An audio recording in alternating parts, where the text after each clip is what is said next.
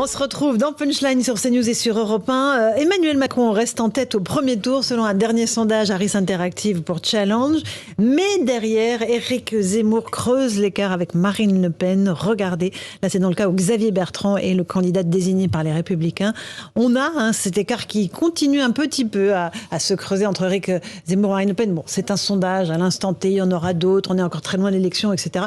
Est-ce que ça veut dire quelque chose pour vous, Jean Garry? Est-ce qu'on voit que l'électorat quand même se stabilise un tout petit peu entre les différentes représentations de la droite? C'est sûr qu'on avait tendance à dire là, ces derniers jours qu'il y avait une sorte de plateau pour Éric Zemmour, mais ce plateau se confirme j'allais dire en hauteur, c'est-à-dire qu'il est quand même là en capacité de mordre de manière assez symbolique, de manière vraiment manifeste sur à la fois une partie de l'électorat de Marine Le Pen et une autre partie sur l'électorat des Républicains. D'ailleurs, il le dit bien, je mords à la fois sur une forme d'électorat populaire populiste et sur une bourgeoisie conservatrice qui voterait pour les Républicains.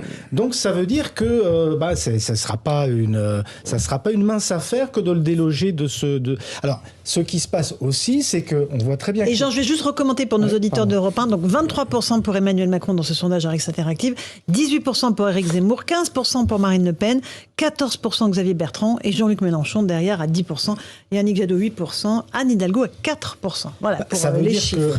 Que la gauche, elle est vraiment en lambeaux et le potentiel de gauche, c'est stupéfiant parce que c'est un seuil historique. Enfin, on est vraiment très très bas. Je ne sais même pas si en 1969, la gauche, le total des voix de gauche n'était pas au-dessus de ce qu'elle serait aujourd'hui.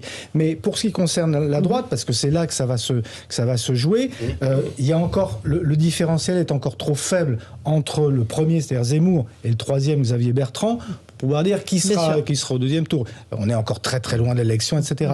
Mais on voit bien que Zemmour ne sera pas un feu de paille. Et même si son entrée en campagne et la nécessité pour lui de se dévoiler sur un certain nombre de sujets qu'il n'aborde pas pour l'instant risque de lui coûter un petit peu de voix, on ne peut pas savoir, mais risque de lui être négatif, on voit bien quand même que là, il y a un vrai risque, en fait.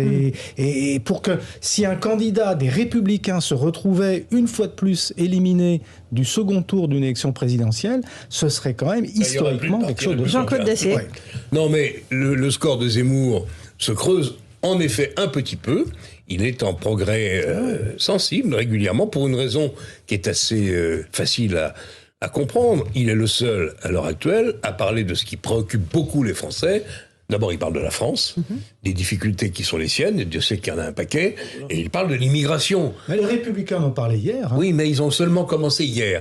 Zemmour, ça fait 2 mois qu'il fait toutes les télés, toutes les radios pour en parler. Il y a aussi le résultat. Il est en résonance avec un pourcentage non négligeable de Français sur les thèmes qu'il aborde. Là où je suis d'accord avec toi, c'est que les sondages, il faut avoir un peu de mémoire quand même. Hein. On sait tous ce que ça vaut à 5 mois d'une élection. Attendons un peu, mais il parle encore une fois aux Français, et notamment des problèmes immigration-sécurité, et puis de la France qui décline, et il dit « je n'en veux pas et je ne l'accepte pas ». Ça plaît à beaucoup de Français. Ouais. Mais Bruno Bonnell, c'est de l'incantation, c'est de l'ordre. Peut-être, oui, mais c'est pour ça que c'est pas joué. Mais encore une fois, s'il y a quelque chose que moi je n'arrive pas à comprendre, c'est que face à une dégradation incontestable des problèmes de sécurité dans ce pays, le président n'en parle pas. Il n'en parlera pas ce soir. Je ne parle même pas du garde des Sceaux qui regarde et qui considère que c'est un sentiment plus qu'une réalité. Sur ce package qui est une préoccupation centrale des Français, immigration, insécurité, même si, Zemmour dit c'est lié, on peut en débattre, mais c'est évidemment lié sur beaucoup d'événements que nous connaissons. Le président est silencieux, ou assez silencieux, et le garde des Sceaux, c'est encore pire. Non mais bon, là-dessus, ensuite, il ne faut pas non plus qu'on fasse du surgonflage de Zemmour. Hein. Zemmour, c'est dans le yaka faucon. Dès qu'on l'aborde sur d'autres sujets qui préoccupent les Français, l'économie notamment, il se dégonfle, comme il l'a fait l'autre soir sur BFM, c'était pathétique. Quand vous dites, il parle aux Français, il parle jamais aux Françaises, hein. Ça, il n'en parle pas, parce que dès que c'est féminin... Vous ne retenez que ce que vous voulez retenir dans son discours, c'est normal, Bruno Bonnell. Ah non, là, vis-à-vis des Françaises, il est particulièrement odieux quand il parle de la femme qui n'est pas capable de gouverner ou qui n'est pas capable qui choisit des métiers, c'est normal, moins qualifiés, donc elle gagne moins que les hommes. Enfin bon, il est même plus ridicule, il est ringard. Zemmour. Il propose une France dans 30 ans qui ressemble à la France d'il y a, non pas 30, mais 80 ans. Donc là, il faut atterrir. Mais au-delà de ça, on parle pas peut-être de l'immigration et de la sécurité, en tout cas pas en faisant des grands mouvements de bras, mais on agit. Le combat contre la drogue, sur la sécurité et la civilité, Gérald Darmanin le mène déterminé. Tout seul. Mais non, pas tout seul, c'est pas vrai, avec les équipes, avec tout ça. Non, mais évidemment, avec les Terminons équipes, là-dessus, Jean-Claude, et après je passe la parole à C'est pas ça que je Régia. voulais dire. Il est seul à parler et à se battre sur le fond, effectivement, trafic de drogue et insécurité. Il fait partie du gouvernement. Ah oui, vous voulez pas le comprendre. Budget de la Mais je pense que quelque chose... En augmentation. Budget de la justice en nette augmentation. Oui, Alors, ça Éric bien, Gard, pour les oui. Républicains, Ah oui. le phénomène Zemmour, il vous C'est inquiète, vous, les nécessaire. Républicains ou pas? Moi, j'ai pas le même avis que Jean Garrigue parce que, j'allais dire, Zemmour siphonne beaucoup Marine Le Pen. Pas seulement. Non, mais d'abord, elle était aux alentours de 22-23, elle est à 15. Donc, Xavier Bertrand, Mais pas depuis cet été, c'est toujours entre 13, 14. Donc, là-dessus, on ne bouge pas. Et il n'y a pas de véritable dynamique à droite tant qu'il n'y a pas de candidat. On voit quand même que Xavier Bertrand ne bouge pas à 14. C'est le seul qui est proche, comme vous l'avez dit, d'Éric Zemmour et de Marine Le Pen, et alors que Valérie Pécresse et Barnier ne dépassent pas à chaque sondage les 10%. Mais qu'est-ce qu'il faut voir? Premièrement, à droite, contrairement à Zemmour, nous avons des propositions sur la sécurité, sur l'immigration, sur l'économie, sur le pouvoir d'achat. Donc nous avons des propositions dans tous les domaines. Et après, les Français, il y a quand même une autre partie des sondages qu'il faut voir. Si les Français ne veulent plus Emmanuel Macron, on l'a vu, il n'y a que le candidat de droite qui est au coude à coude au second tour, et ça se répète, 51-49, 52-48, Xavier Bertrand est au coude à coude avec Emmanuel Macron. Et Emmanuel Zemmour est complètement lâché. Emmanuel Zemmour, c'est très joli. Excusez-moi, Éric Zemmour est lâché face à Emmanuel Macron. Et c'est vrai que ça fait un C'est drôle de une jolie lapsus. contraction, Moi, voilà. dans les prénoms, ça me fait plaisir. Et Marine Le Pen est lâchée également. Et surtout, Éric Zemmour est encore beaucoup plus lâché puisque c'est presque un écart de 60-40. Donc, à un moment, les Français devront se poser, on vote Zemmour, on a Macron. On vote Marine Le Pen, on a Macron, président de la République. Alors, Jean-Claude C'est vrai Bassier, et après Jean. que le débat, hier soir, Bertrand a été le meilleur. Je pense qu'il a été, en tout cas, il a été bon. C'est le premier des 4 débats. Premier des Je 4. rappelle qu'il y en aura un sur Il y en a- CNews il y en a et sur Europe 1 le CNews, 21 novembre Mais à 21h. bon, Bertrand a marqué des points hier soir, clairement. Barnier a plutôt reculé, à mon avis, dans l'opinion générale, parce qu'il n'a pas été bon. Donc, ils ont eu un mérite, c'est de ne pas s'écharper. Mais c'est vrai qu'il va falloir attendre encore 3 semaines avant d'avoir le nom, peut-être un peu plus même. Le nom du candidat, il serait peut-être temps, Jérémy. Enfin, moi, Alors là, ça vous aujourd'hui, regarde, Jean-Claude, ils étaient tous en pèlerinage à Colombelles et des Églises. On a les images là qui défilaient. Alors là, on voit Marine Le Pen qui met une gerbe, mais à Bayeux. En revanche, les Républicains sont allés tous ensemble pour montrer qu'il y a une unité de la famille de la droite, posée évidemment à Colombelles et des Églises. C'est une nécessité. C'était obligatoire, Jean Garrigue, ou pas, vous qui êtes historien? Il faut éviter ce qui s'est passé lors des primaires, qui avait été véritablement un combat des chefs à mort, et qui avait complètement détruit la famille des Républicains, et qui avait conduit au fait que lorsqu'il avait fallu remplacer Alain Juppé, on s'était retrouvé, pas Alain Juppé, pardon, François Fillon, d'abord Alain Juppé qui avait échoué aux primaires, puis François Fillon, on s'était retrouvé impossible de trouver un candidat d'union. Là, il faut ménager l'avenir et attendre qu'émerge le meilleur d'entre eux. C'est pas encore joué, parce qu'on ne sait pas ce qui peut se passer, même si celui qui gagnera le Congrès, peut-être ne sera pas soutenu aussi fermement qu'il pourrait l'attendre. Par sa famille. Mais là où je suis en désaccord avec Éric, c'est que les sondages montrent que Éric Zemmour mord sur une partie de votre électorat. Bien sûr, on est bien d'accord, il mord, mais beaucoup moins. Et c'est thématique. S'il mordait autant que Marine Le Pen, on serait à 7-8%. Donc pour l'instant, c'est Marine Le Pen qui en pâtit, bien sûr, qui mord sur une partie de notre électorat. Et surtout, jusqu'au 4 décembre, il n'y a pas de candidat désigné, c'est difficile de faire campagne avec Quelle est la différence entre ce que dit Éric Zemmour et ce que dit Éric Ciotti? Il il y a quand même une différence. Je pense pas Éric Parce Ciotti. que le grand remplacement, il pense la même chose. Oui, Éric mais Ciotti bon, l'a assumé, hein, il est très clair. Non, non. de la droite, hein. Non, alors premièrement, il y a Éric Ciotti fait quand même partie d'une droite gaulliste. C'est-à-dire, vous n'entendrez pas Éric Ciotti dire le maréchal Pétain a voulu protéger les Juifs au Veldiv. Je ne crois pas qu'Éric Ciotti se risquerait à de telles âneries, énormités. C'est possible. Mais je ne crois pas. Voilà, il y a des différences là-dessus. C'est vrai que Éric Ciotti est l'aile droite, j'allais dire, de notre parti, comme, j'allais dire, Michel Barnier représente une aile beaucoup plus libérale.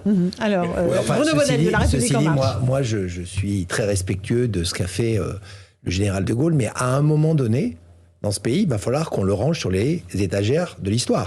Et qu'on arrête comme référence ultime de tout ce qui va se passer dans ce pays, que ça soit, tout doit être gaulliste. Parce que je peux vous dire que dans les quartiers, chez les jeunes, aujourd'hui, la référence à De Gaulle, elle a décroché depuis Ils savent pas qui longtemps. c'est normal. Non mais je dis ça pas du tout je ne dis pas du tout ça par manque de respect, bien au contraire. Je dis simplement que quand on voit une famille politique, les Républicains, se retrouver autour du général de Gaulle, c'est que là, il y a un problème d'idée absolue, et quand on voit le débat d'hier soir... Ça fait des lustres qu'ils y vont...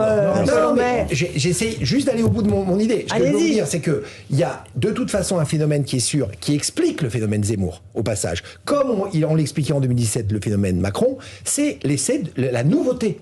C'est capter une frange de population, parce que n'oubliez pas que dans les, à mon avis, le bon tiers des gens qui votent Zemmour, c'est des gens qui ne votent plus ou ne veulent plus voter. Donc c'est des abstentionnistes en puissance qui disent « celui-là par contre, on va y aller ». Donc moi je crois qu'attention, la référence systématique, et c'est la même pour la gauche, sur d'autres référentiels, mais la référence systématique à l'histoire, à un moment donné, ça marche. Jean Garrigue, vous qui êtes historien, qui avez publié À la plage avec Charles de Gaulle chez Duno.